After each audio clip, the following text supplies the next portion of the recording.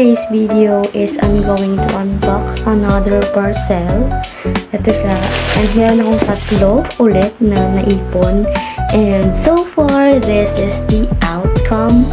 Ito yung previous vlog natin regarding dito sa ating curtain. And look at that. O, diba? Nagmukhang mayaman ang inyong mare for today's video. Uy! Sino ka dyan? O, diba? And for tonight, kasi nga gabi siya and around 8:30 in the evening and nakapag-shower na ang inyong sisi.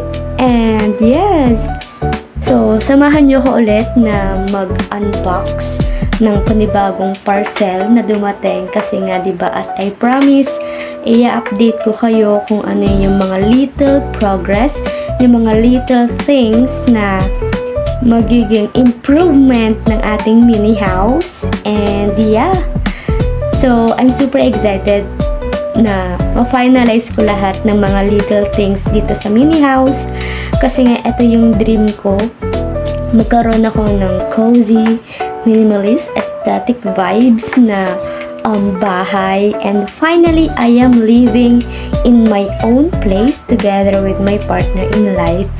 So yeah, ang dami ko lang sinabi. So let's start the unboxing.